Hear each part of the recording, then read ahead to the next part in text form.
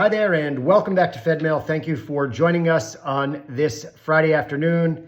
And as we have now concluded Pesach, hope you had a wonderful holiday, meaningful holiday.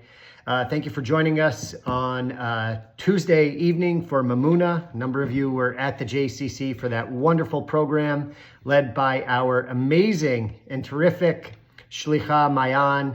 And it was great to see you there. But let's get in first to the international news. First, negotiations continue this week in Oman related to the Iran nuclear program. And there has been a real renewed focus and emphasis on curbing Iran's nuclear ambitions. It was just revealed earlier this week that Iran had moved some of its centrifuge facilities further underground. Now, that's something that, of course, has been talked about and discussed for decades now. But this comes in light of the renewed focus on whether or not the United States and Israel need to undertake military action to curb these developments. So the negotiations will continue this week, again, in Oman. Also this week, negotiations with Hamas for another ceasefire and hostage release is taking place now in Doha, in Qatar. And it's important to note that recently these talks had been led on the Israeli side by Ron Dermer. And there's been growing frustration that under Dermer's leadership of these talks, no new developments have taken place in terms of no agreement has been reached and no hostages have been released since the end of the ceasefire agreement that went into effect last January. So now the head of Mossad, David Barnea, will be taking over again as the lead negotiator on the Israeli side on this. So we'll see what happens there. Also, there were two visits to the United States by major Israeli officials. First was Foreign Minister Gideon Sa'ar, who visited with Pennsylvania Governor Josh Shapiro.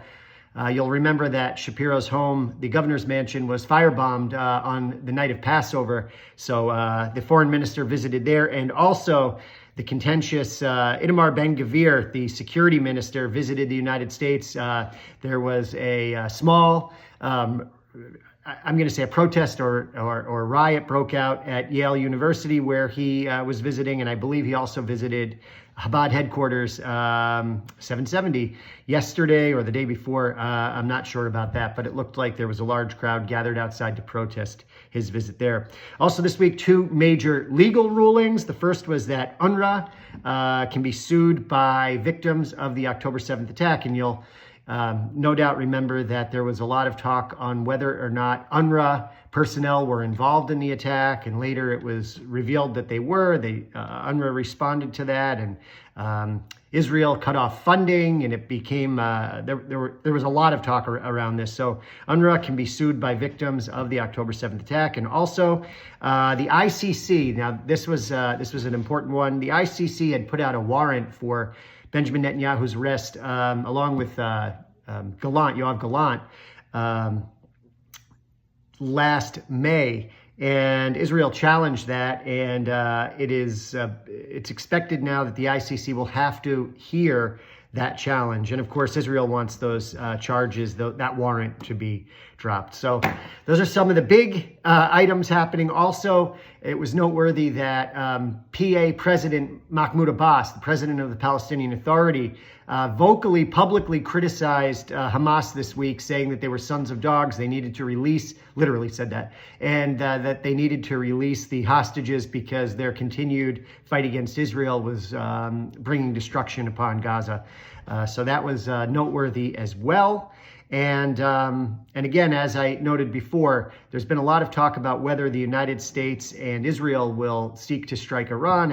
And President Trump has made a number of quotes related to that. And it's difficult to say where things will go because there is, of course, a very strong isolationist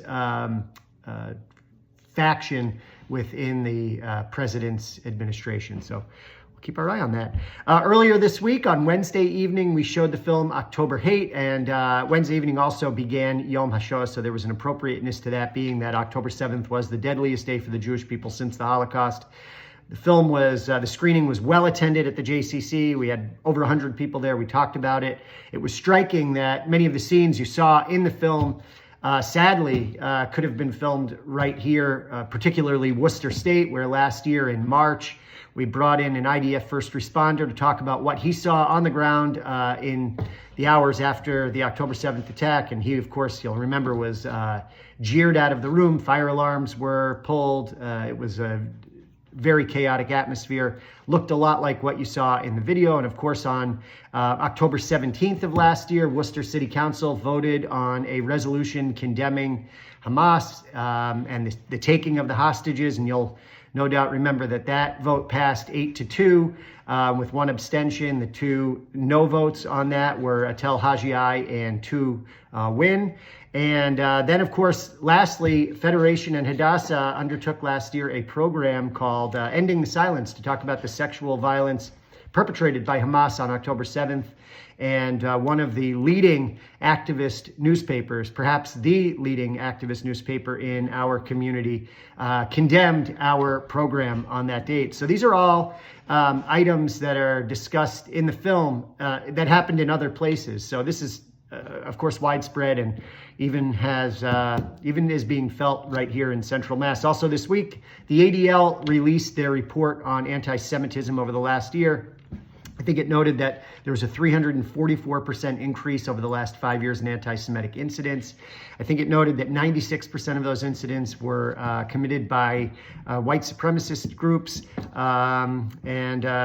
We certainly do all we can to protect and advocate for our community with your support and your help. So thank you. Thank you for being a united, supportive Jewish community. I want you to mark your calendar for this Sunday. Ton going on. You've got Ira Stoll, renowned journalist, speaking at BI in the morning. You've got a film put on by, or not a film, a theater show put on by Central Mass Jewish Theater Company, taking place at the Willows. That should be great. I think it's called Beneath the Evil Eye. It's an Israeli artist who's putting that on. And then, of course, our community Yom HaShoah service taking place that afternoon at Congregation Agudat Achim. Also, mark your calendar for Hadassah's major donor event, or I shouldn't say major donor event because that brings up connotations of major donors. No, it is their big donor event of the year. They will be talking about Hollywood movies in Worcester, and that should be a good program to attend. Also, that's on May 4th. So with that, I want to wish you a good Shabbos, Shabbat Shalom. See you on Sunday. Thank you for all of your support. Take care. Bye-bye.